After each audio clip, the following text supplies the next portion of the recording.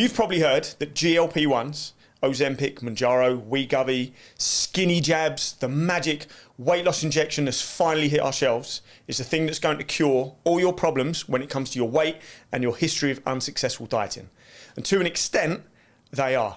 These things are incredible. I'm a big fan, and that's coming from someone who's been a PT for the last 17 years. Let's look at why these things work so well. Your appetite disappears. The thing that you've been unable to control for so long is now gone. So no more binge eating, no more sneaking in biscuits at work, no more late night snacking when you wake up in the middle of the night.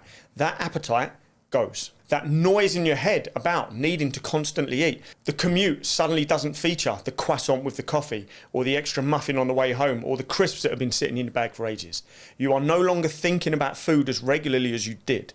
Lots of people are reporting that that is worth the investment alone. And you finally see the scale moving. And that can be without tracking calories. That could be without even going to the gym and doing 10,000 steps a day. All the things that I would normally prescribe clients to do, you don't necessarily have to put as much emphasis on when you're in these GLP-1s. Now, a lot of people may say that it's cheating, that you're avoiding the hard work. And I believe those people are uneducated and just stuck in that old school mentality that successful weight loss is something you have to suffer to achieve. So you may have spent some time on these GLP-1s, or you're considering being on them, and the appetite has gone, the food noise is shut down, you're feeling great, you've noticed the scale moving, clothes are getting a little bit looser, you're looking better in the mirror, maybe you're even getting compliments. You feel incredible. But then something strange may happen. Your gym sessions may suddenly feel worse. Your energy may disappear.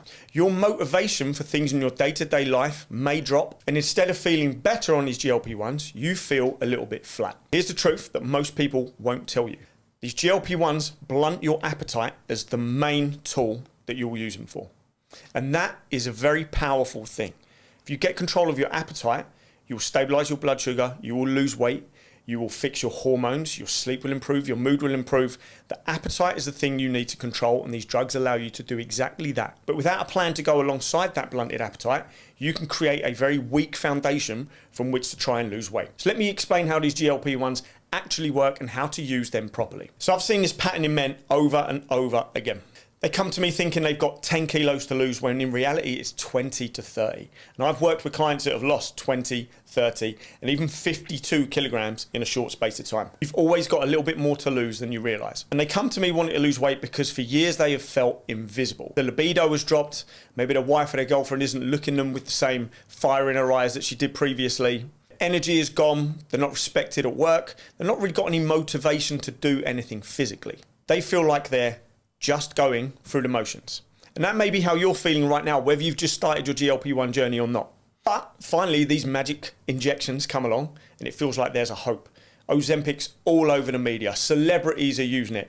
People are getting Ozempic face there, having such a successful weight loss from these things. And then the biohackers are using them successfully as well, microdosing them so they have less side effect, less rapid weight loss. This doesn't mean they disrupt their hormones or their energy. You may find you go on to these GLP-1s, Ozempic, Wegovy, Mounjaro, and for the first few weeks you feel great. The belt notches is starting to go down a couple at a time. It all looks like it's finally working. But then one day you're walking past Greg's and you suddenly feel this urge to go inside. You're not even thinking consciously.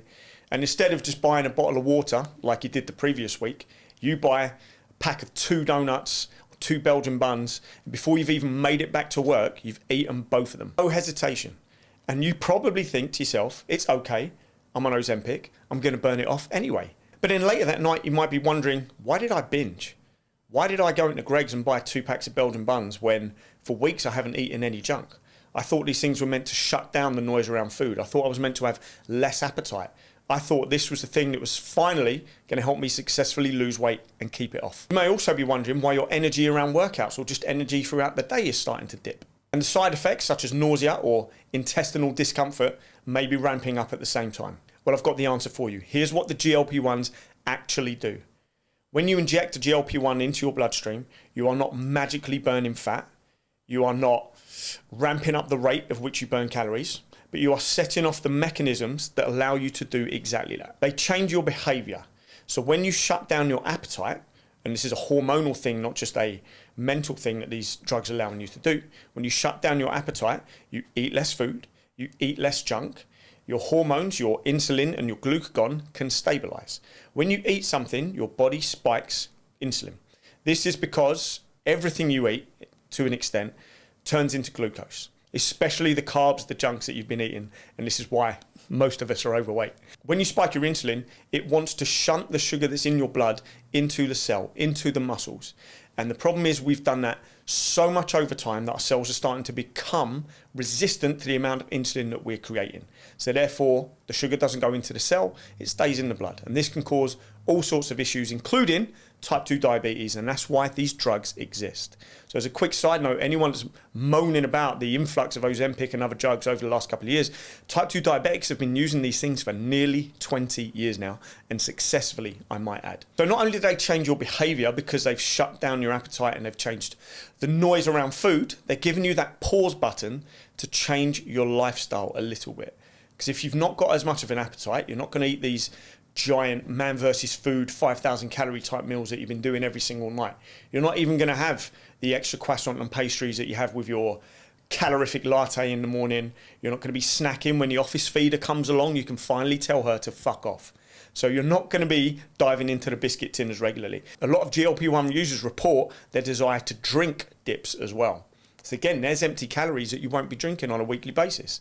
The drug helps you create a calorie deficit, which is what leads to fat loss, because you have a lesser appetite than you had before. They also slow gastric emptying. What does this mean? This means food sits in your stomach for longer. Now, you might have had a giant pizza or a Chipotle, that's normally the one that does me, and 20 minutes later, you're rushing to the bogs, trying to stop it coming out before you've even sit down on a porcelain.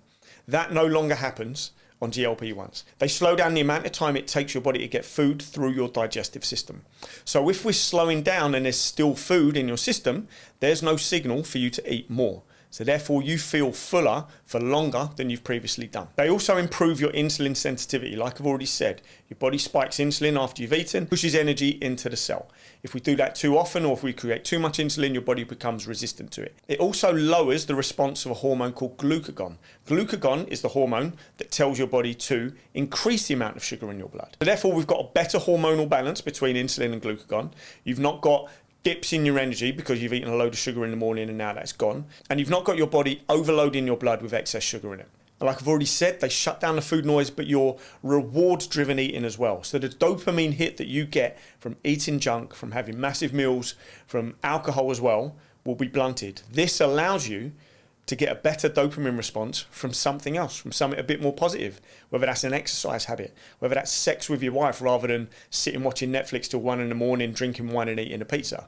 That could be going out and challenging yourself to do something new, climbing a mountain, trying a new hobby.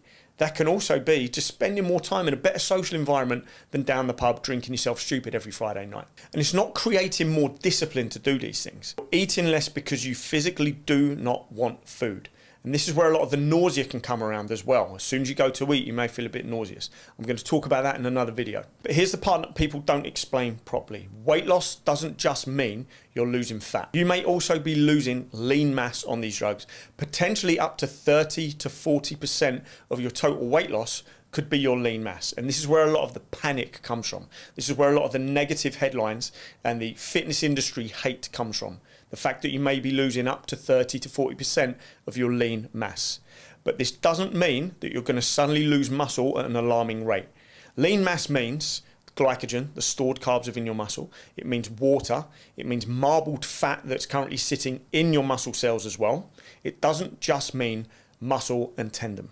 But if you don't have the right plan in place and you're not eating the right amount of protein and you're not training correctly and you're not setting up the right hormonal environment to maintain that muscle and to make sure that most of your weight loss isn't coming from your lean mass, if you don't have that in place, you are going to feel flat. You are going to potentially wreck yourself hormonally. You are going to then lose muscle. Therefore, the whole point of going on GLP-1s to look and feel better, by the end of it, is pointless. And a lot of people come off GLP-1s early because they can't keep up with the side effects, the low energy, and the fact that they're not looking what they thought they would look like once the weight has dropped off. And this is because the plan is missing. Here's the thing I want you to remember the most. The drug is the accelerator. But if you don't steer the car the right direction, you're going to crash. So here's how you steer it the right direction. If you want GLP-1s to work, you need these 3 things in place. You need to train 2 to 3 times a week. Resistance training is key when you go on these drugs. If you don't enjoy the gym, that's absolutely fine. You can take up anything else that you enjoy that puts your muscles through some sort of workout. Even if that's a martial art, I have a friend who's doing rock climbing whilst on GLP-1s and he looks phenomenal. So if the gym isn't your thing, that's fine. But I would implore you to take up some sort of resistance training routine with free weights or machines, whether that's at a gym or you sort yourself out with a little setup at home if you don't like going to a commercial gym. The reason you're training for strength is you are trying to send the signal to your body to not burn your muscle. You want your body to burn the fat. You want your body to deplete its glycogen stores, its stored carb stores. You want those things gone so you can reveal the muscle that's underneath. And if you don't train for strength, then you are allowing that drug to just dictate that weight loss will come from the 30 to 40%, which includes a little bit of muscle. So when you go to the gym, you're not trying to do hardcore CrossFit workouts. You're not trying to burn as many calories as you can. In fact, I would say turn those calorie counters off. They're inaccurate at best, and they set an unrealistic standard of what you should be burning every single workout. You're not burning fat in the workout. The whole point is to go there, build and maintain muscle. The fat loss comes from what you do outside of the gym. So number one, train for strength, not for burning calories. Number two is to prioritize your protein intake. You have to worry less, I'd say, on GLP-1s about counting your calories. Now, I've had clients for years that have tracked near enough everything that went into their mouth. They worry about the amount of daily calories, the amount of weekly calories, the protein are hitting in grams, the carbs are hitting in grams, the fat hitting in grams. We cycle things up, we take things down. These are for the people that are trying to do rapid, natural fat loss transformations and get as much fat off their frame in a short space of time. That's probably not you watching this video. If you are on GLP-1s or you're considering going on them, you can worry less about that stuff because the drug is taking care of a lot of that. However, without the plan in place, remember, the car crashes and we don't want that. Prioritizing your protein is the thing that protects your muscle, protects your hormones, protects your brain function, your immune system, and many, many other things. We need protein in your diet more than anything else. So even if you just tracked the amount of protein you're having for a couple of weeks to make sure you're hitting a baseline, and then you can worry about how much fat you're getting, how many carbs you're getting, things like that. If you're at the point in your life where you've gone on to GLP-1s, weight loss is obviously the priority there. So in terms of trying to optimize everything in one, you are fighting a losing battle if you are a newbie to this, or if you've got a history of unsuccessful dieting. So let's start where you're at. You've gone on GLP-1s, cool. That's going to take care of the calorie deficit. You still have time and energy to exercise and move around all day and hydrate. The only extra thing you need to then worry about on top is hitting that protein intake and protecting the muscle and the right lean mass that we want to hold on to whilst you're going through this transformation. And then lastly is to replace your dopamine habits, because you have treated food as a reward for so long, and now you're not going to have the appetite to do that. So your body still needs a dopamine hit every now and then, and we need to get that from as many positive places as we can. You don't want to be getting your dopamine hit from getting pissed, watching porn, doing other drugs, staying up late watching Netflix. I know there's some great series on there at the moment and you want to know how it all ends and binge it in one night, but just imagine if you could space it over 8 weeks and get 8 separate dopamine hits from that episode. Now I know that sounds a bit pansy, but you are going to experience less of your reward system working once you're on these drugs than previously before. So we have to make sure from a mental health perspective and a physical one as well, that you replace the junk food, the poor eating with positive things, not negative things. So again, that could be challenging yourself to some sort of physical event. Doesn't mean you have to climb a mountain or do a triathlon or a marathon, but now you're going to have maybe the motivation and the time and the energy to do something like that. It can be spending the time being a better father. It can be working on your relationship, trying to be a better husband, trying to get a bit of a better sex life, so you're not flipping open Pornhub on a Friday night while your wife's already gone to bed. I know these things happen because you guys tell me about it. And that's what I'm here to fix. I'm not one of these PTs that rallies against these drugs that's helping you burn fat when that's my job to do so. Here's a powerful tool that you can use alongside the right coaching to make sure your lifestyle's set up to lose fat and to make sure you optimize your hormones and you feel great at the end of the time that you're using GLP-1s for. So when you do eventually come off them, and that's a subject for another video entirely, you've got the right exit plan in place so you don't put all the weight back on, so you don't have to go on the drugs again and again and again. And you do them without wrecking all the things that you wanted to go on these drugs in the first place. I hate the fact that people call these things skinny jabs. Who the fuck wants to be skinny? You want to lose the fat and reveal the muscle that's underneath. And if there isn't any muscle underneath because you've got poor genetics and you haven't got a history of training, then now is the time to be building that so you don't look skinny fat by the end of it or emaciated.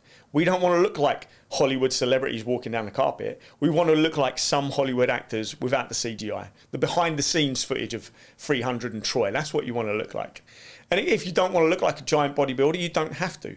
But maintaining that muscle mass is the thing that's going to keep you alive for longer, is going to keep you hormonally optimized for a lot longer as well. And it's a thing that's going to make sure you don't wreck your testosterone, your libido, and your quality of life later down the line. You want to have the energy to play with your kids, the confidence to take your top off without any fear of judgment because you love how you look and other people will compliment you on that, and feel desirable again, not just to your partner, but to yourself as well. To be look in the mirror and feel a bit proud of what you've done, that you've successfully used these drugs or not, got to the end of it, and you've not wrecked how you look.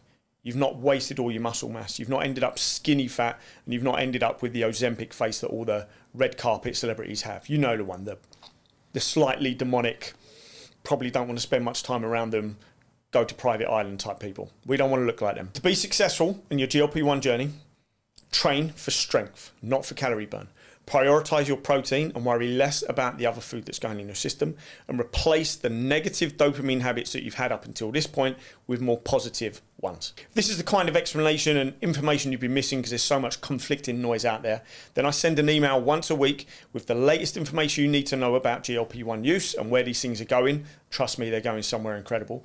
How you can utilize those in your own life to make sure you lose fat, so you look incredible, feel incredible, your wife bites her bottom lip when you take your top off again, you've got the energy to be an inspiring dad, and you can cut through all the noise so you know you're doing the right thing. Just clear guidance for guys over 40 that are using GLP-1s or are considering going on them and want to make the right informed choice so you can lose fat successfully without losing your strength, your hormones, or your identity. The link's down below in the caption or in my bio. You can join it and unsubscribe whenever you want. And obviously I hope you never subscribe and you listen to me for quite some time.